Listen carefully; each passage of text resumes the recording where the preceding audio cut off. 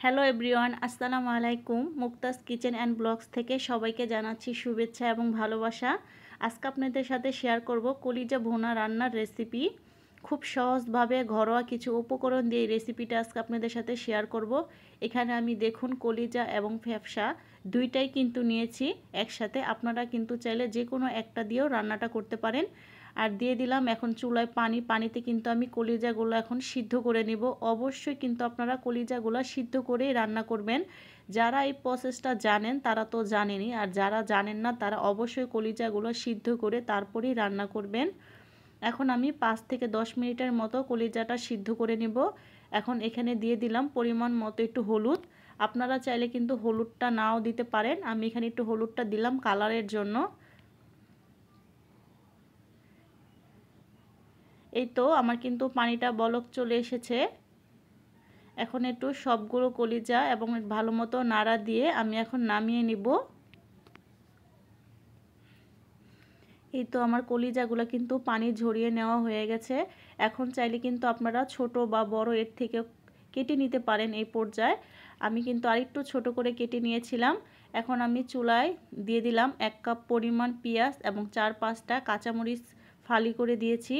দিয়ে দেব 2 চামচ আদা রসুন এবং জিরা পেঁয়াজ একসাথে ব্লেন্ড করা দিয়ে দিলাম। এখন দিব 1 চামচ হলুদের গুঁড়া, 2 চামচ মরিচের গুঁড়া, স্বাদ মতো লবণ এবং দিয়ে দিব সরিষার তেল। আমি কিন্তু আজকে রান্নাটা সরিষার তেল দিয়ে করেছি। তেল দিয়ে হাত দিয়ে ভালো মতো কিন্তু মাখিয়ে নিয়েছি এবং দিয়ে দিলাম হাতটা ধুয়ে একটু কিছু পরিমাণ পানি এবং জিরার গুঁড়া, গরম মশলার গুঁড়া।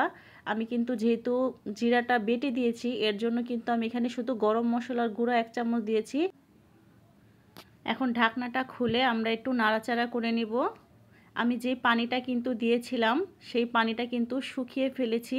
দেখুন ভালো মতো কিন্তু এই পানিতে মশলাটা কষিয়ে নিয়েছি এবং কলিজাগুলোও কিন্তু আমরা একটু ভেজে নেব।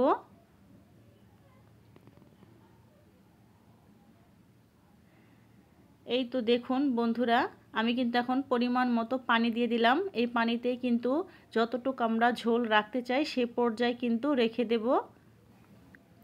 একেবারে কিন্তু এখন ঝোলটা শুকিয়ে আপনাদের মাঝে ফিরে আসব। এই তো ভিউয়ার্স বন্ধুরা, দেখুন আমি এই পর্যায়ে কিন্তু চুলাটা অফ করে দিয়েছি। আপনারা কিন্তু এর থেকে ঘন বা একটু ঝোলও রাখতে পারেন।